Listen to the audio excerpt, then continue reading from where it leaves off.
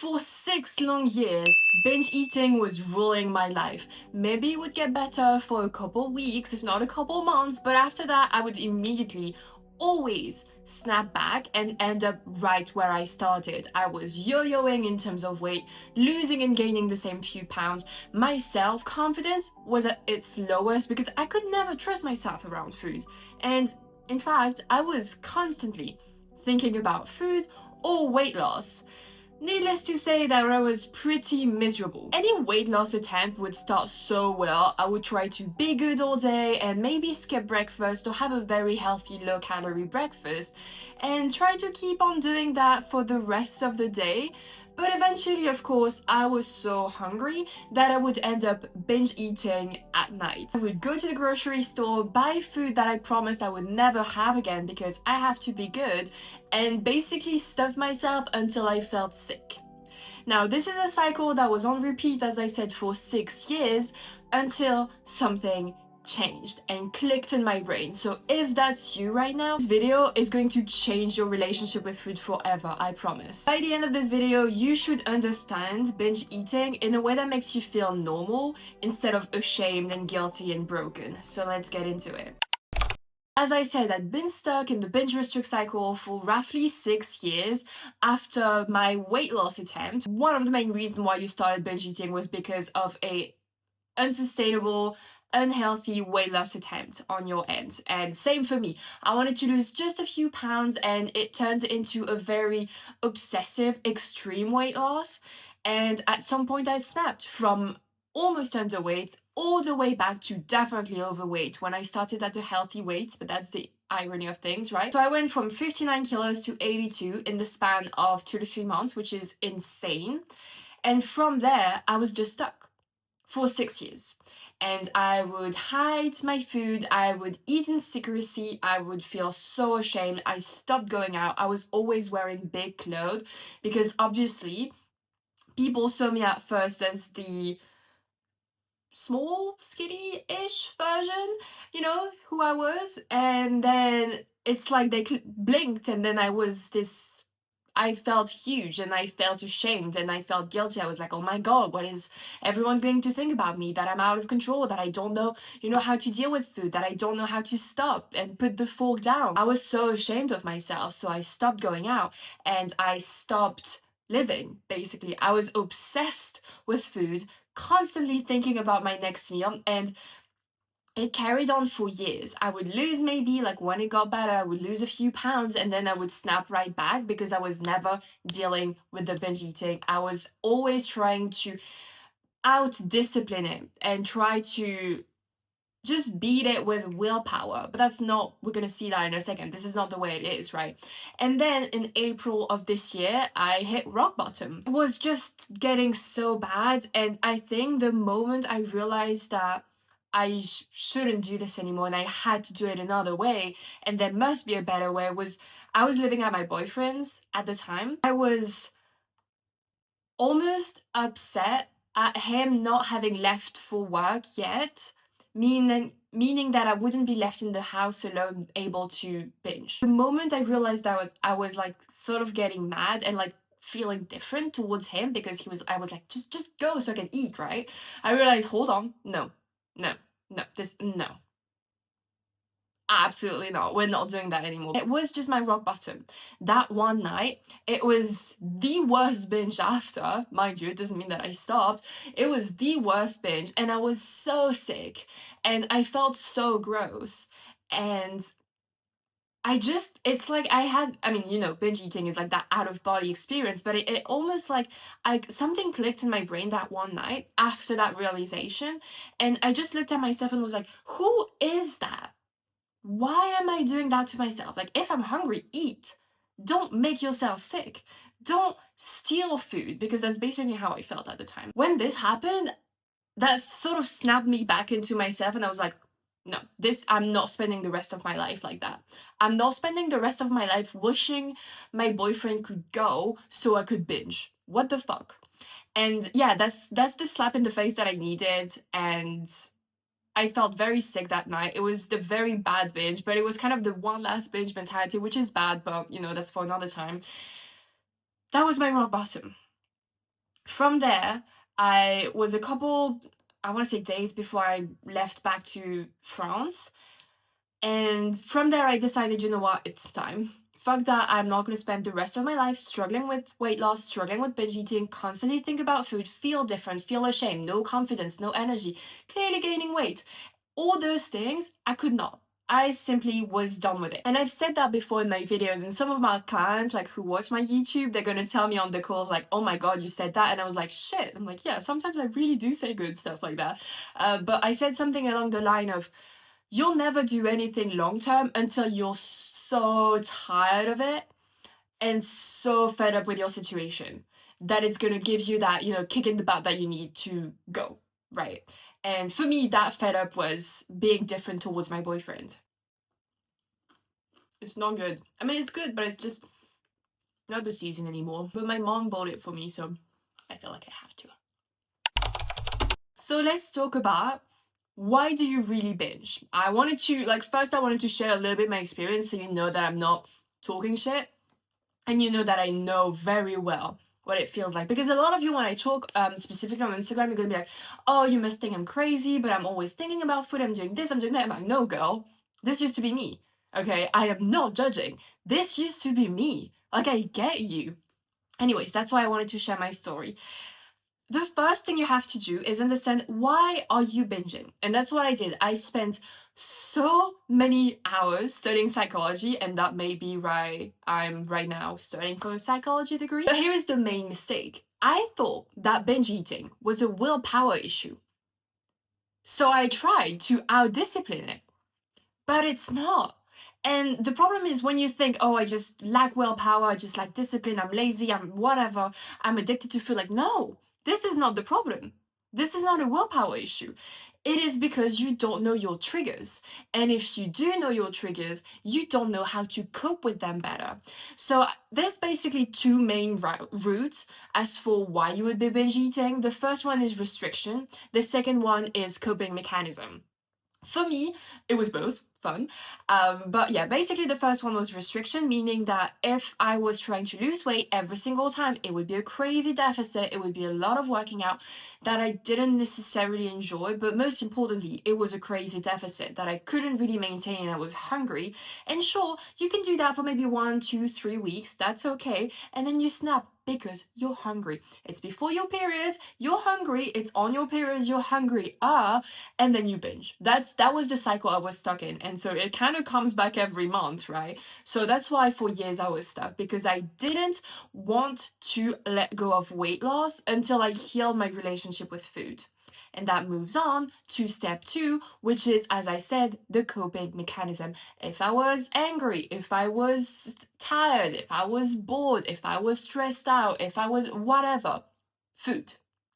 And that's not good, because the problem is that if I didn't deal with the problem at first, it would come back right after I was done eating, and you, on top of that, add the shame and guilt of having, emptied the pantry, basically. So that was not helpful. And even worse, if you've been struggling for years like I have, the problem is that your brain has really associated food with safety, food with soothing, food with calm, peace. Even if after you feel like shit, in the moment, you numb. You're not thinking about the problem. So it becomes like wired, and that's why it's even more difficult to get out of it, especially on your own, right? So that's why if you're struggling with binge eating, I've, stopped binge eating, and I'm helping so many women do the same. And just apply for one-on-one coaching down below, because it sucks to get out of it on your own, especially when it's been years, because it's just wired in your brain, right? So that's something that I had to do. I had to rewire everything. It took so long. For example, when I was angry, what I would do, any minor inconvenience, mind you, I had to binge. Now I do 2 things. Well, 3 actually. One, if I'm angry specifically, I'm going to go for a run, because what is the best way for me to running? And I'm not saying you have to do that. I'm saying you have to find a way to expel the energy, if you will. It can be anything else, but for me, it's spending energy. When I'm like angry, I have to go for like a tempo run. And by the way, if I'm red, it's because I just came back from a run. It was not because I was angry. I love running as well. And it was actually a 10K PB. I did it in, let me see. This is, sorry, 52 minutes and 50 seconds. I'm so proud of myself. And I think I could have kept going, so I think I'm obviously training and being better. Anyways, point being, I love running. When I'm feeling angry or stressed, run. Another thing that I do when I'm feeling bored is I knit. And actually, let me show you. It's almost done. I mean, almost. I'm working on this right now. It's almost done and I'm so excited. I love it. I kind of want to try it, but that's besides the point of this video, I guess. But you know what? I'm proud of myself, so let me try it. And yeah, that's what I do, like, when I'm feeling very, like, bored, or even when I need a break from things. I just knit.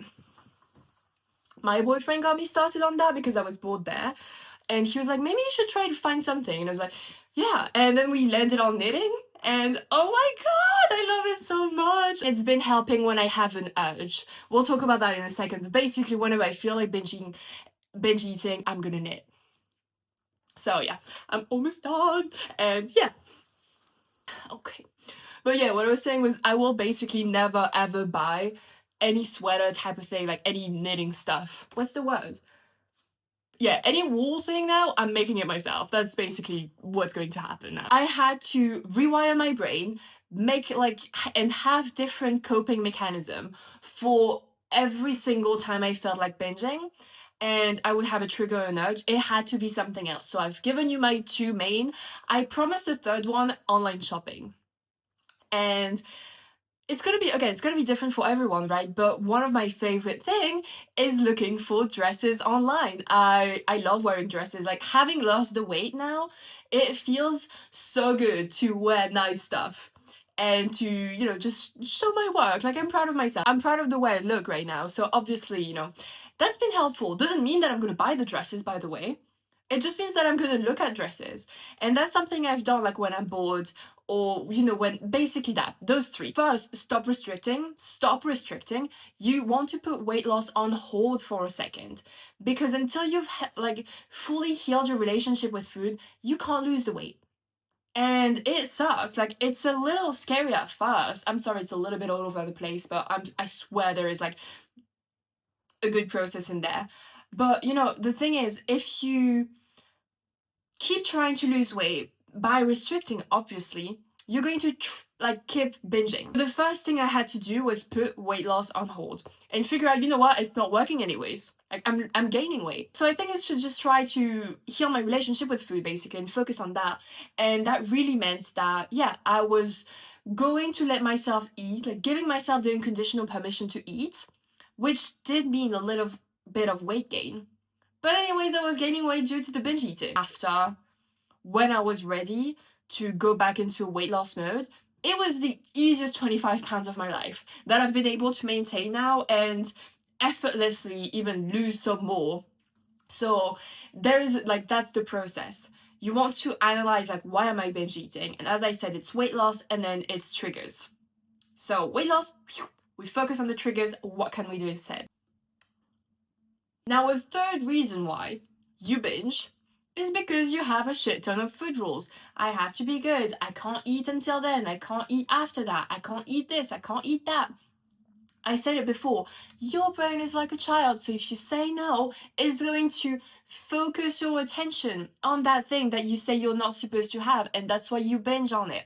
And that's something that I've done myself, which is I basically wrote down all the foods I'm scared of eating, all the food rules that I have, and yes, that was work because there are a lot of them.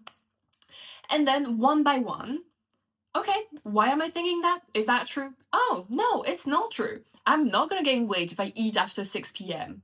Oh, no, it's not true. I can eat cinnamon rolls and still lose weight. Oh, no, it's not true. I don't binge if I eat this, because when I'm allowed to have it, it becomes boring, normal, not as attractive, so I don't crave it. Like, I literally realized that some of the food I used to binge on are actually not that good after, because I could have it whenever. And that really moves us to part three, which is basically the moment that broke the cycle, which, I've mentioned my rock bottom. But even more than that, I realized that I couldn't stop binge eating until I stopped, hold on, trying to stop binge eating. I stopped trying to stop binge eating, and that's when I managed to stop binge eating. Because, as I said, when I was trying to stop binge eating, that meant that I was trying to out discipline it and have more willpower and basically white knuckle my way through it. When in fact, that was literally the thing that was making me binge.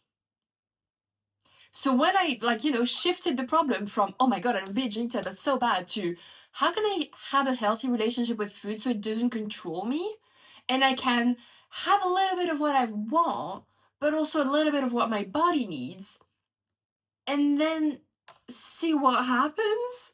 It was a little bit of, shooting in the dark, but it turned out like I turned out to be right. My guess was that if I allow myself to have whatever I want, I will have it at first a little bit in bigger quantities, but after in normal quantities. And this is what happened. Like my guess was right. And not only did it happen for me, but every single one of my clients who goes through the process, it's the exact same thing. At first, yes, it's like, oh my god, novelty, so much food, and after a while, it gets boring. It gets normal, and you eat again in normal quantities, and then it's the easiest weight loss of your life. Like, literally, it was the easiest weight loss of my life. No food noise, no constantly thinking about weight loss because it was happening effortlessly because being in a deficit didn't trigger a binge, so I didn't have to out willpower me or out discipline the binges. It didn't happen. That was life changing. Very simply, it was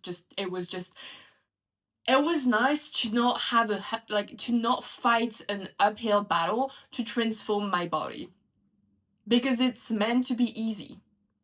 Like, it's not meant to be hard. I know I said, in practice, it's supposed to be hard because, discipline. No, no. When you don't binge, it's easy. Like, compared to when you don't binge, it's easy. And with that being said, I wanted to show you basically how I eat my trigger food without leading to a binge. And I picked one of you guys' trigger food, which is Nutella on top of toast. I'm not a huge fan of chocolate, so it's not a trigger for me, but change that for the Lotus Biscoff spread and I'm down. So here is what I do to make sure that I can eat this, I don't know, it's blurry, without binging. First, I add some protein to it. So this is a hot chocolate with whole milk, so you've got a little bit of protein, and on top of that, mango. But this is basically because I wanted some fibers, and that works with it. So I never think about what can I take away from my diet. Like, I'm never gonna say I don't want bread with, Nutella anymore. No, I like Lotus Biscoff. I like cinnamon rolls. I'm never gonna think what can I remove from my diet. It's always what can I add to it to make sure that I can eat that binge free and yeah, still reach my goals. For example, weight loss, which I've been on a cut for the past a little bit over a month now. I've lost a little bit over 2.5 kilos, which is amazing. That's exactly my pace. In a couple of weeks, I'm going to stop my cut and take a break, and that's all good. But the point is, I have been able to eat cinnamon rolls and pizza and pasta and all of those things, and I'm never thinking about what should I remove from my diet, but what can I add to make this food satisfying in terms of fullness and nutrients. And that's why I add protein and fibers. And that's basically how you stay binge free. A lot of people have been asking me oh, and this is my trigger food, what should I do? This is my trigger food, what should I do? This is my cheat code, guys, for every single food. Like, if it's a cinnamon roll, I'm probably gonna have yogurt instead and maybe some berries. If it's savory, it's gonna be the same. I'm gonna add some lean protein to it and some veggies as well. It's the cheat code. Add protein and fibers, basically veggies and fruits, and you're good to go. It will prevent a big spike in terms of sugar if you're eating something sweet. It will make sure you stay fuller for longer, and if you get your protein intake, you're basically on track for your goals. So that's my cheat code. I don't do anything different. It's the same pattern every single time. Let's eat it, actually. It's cold. I spoke for too long. It's fine.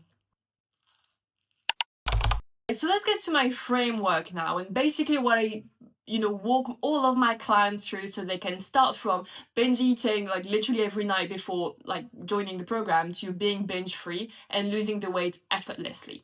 And I call it the flow method. Yes, I went there.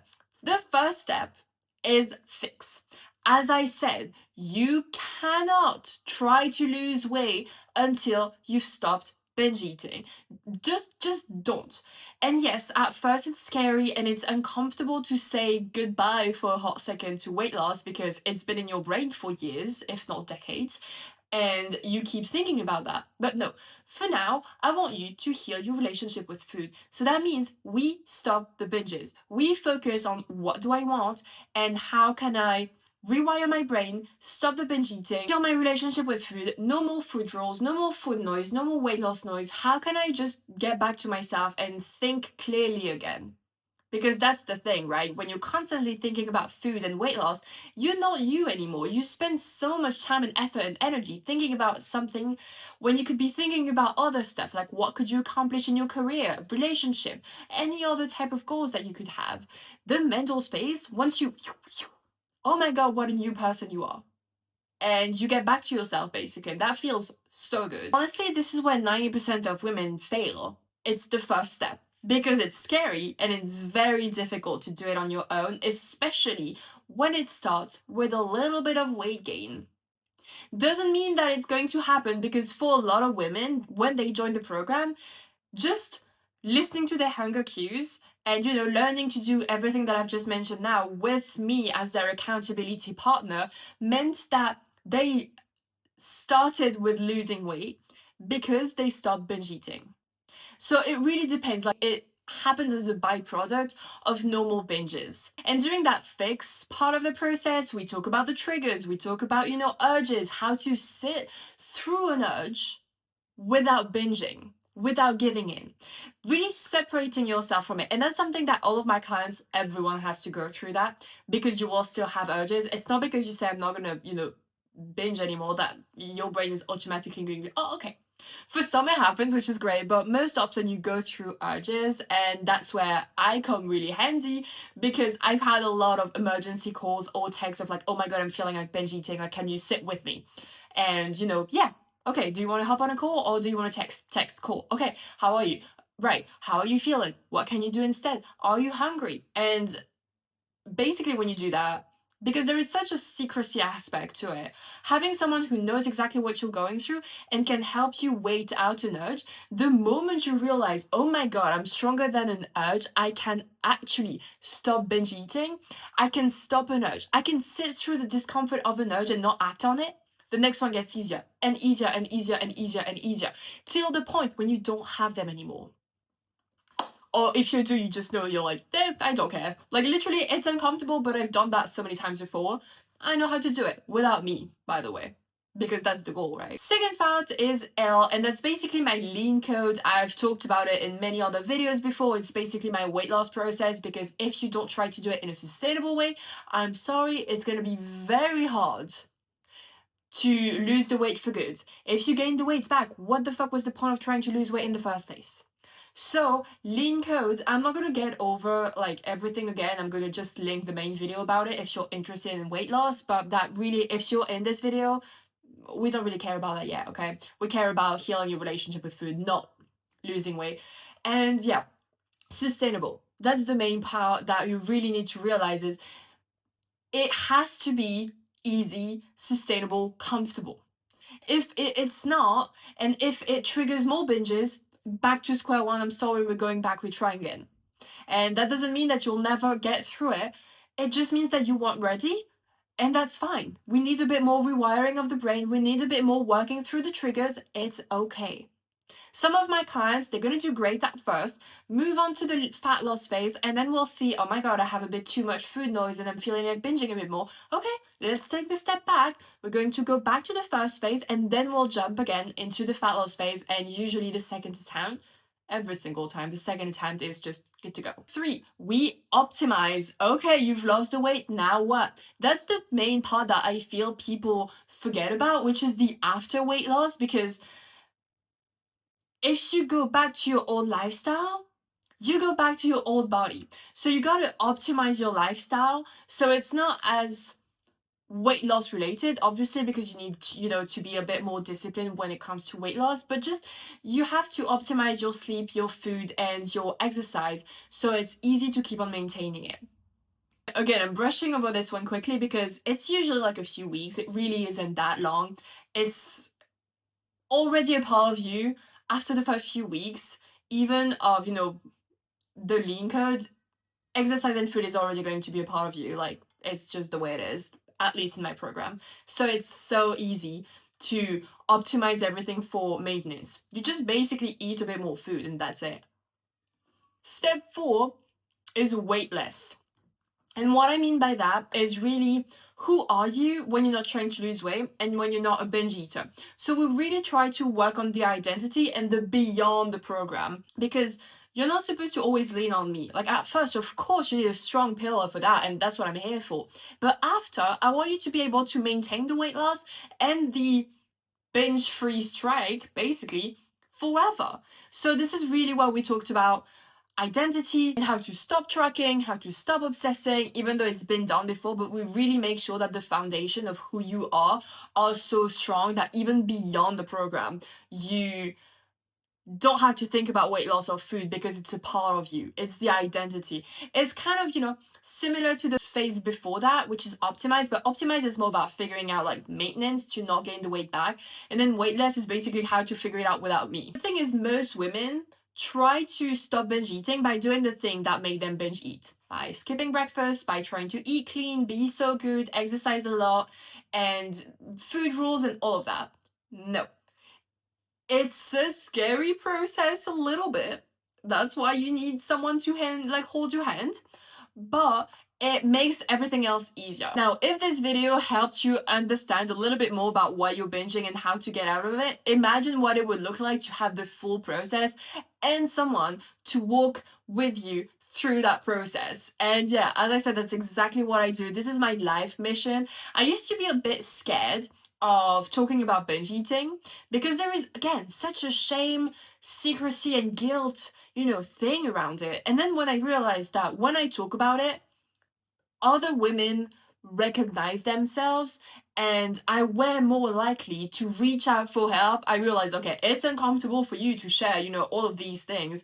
But if you can help just one person get out of it who's been struggling for years, I think it's worth, what's the word? Ignoring that shame. And I know it's the end of the year and so many people are in the maybe fuck it mentality, and that's how you gain weight before the basically new year. And that's when you lose control the most, in my opinion and my experience. So I'm only taking 3 to 4 more women. I've had a lot more women join at the beginning of this month, which definitely shows that, oh, last month we don't do anything is kind of a myth, because that's when you need the most support. So again, as I said, I'm only going to take 3 to 4 more women in my program and then I'm closed for the year. And you should definitely, if that was you, if anything at all I said resonated with you, I think it means, that you probably need the help. And it's okay to ask for help. It's okay to not need to figure it out on your own, because you've tried for years. Maybe you don't have the key, and that's fine. If you want a personalized approach of the flow process, just book a free call with me below. It's completely free, just to see if and how I can help you, and if I can, I will show you exactly how. But you're not broken, and you're definitely not alone, and you're definitely not stuck forever in this cycle. It's easy to get out once you have the right process and the right support. And I'll see you in the next one.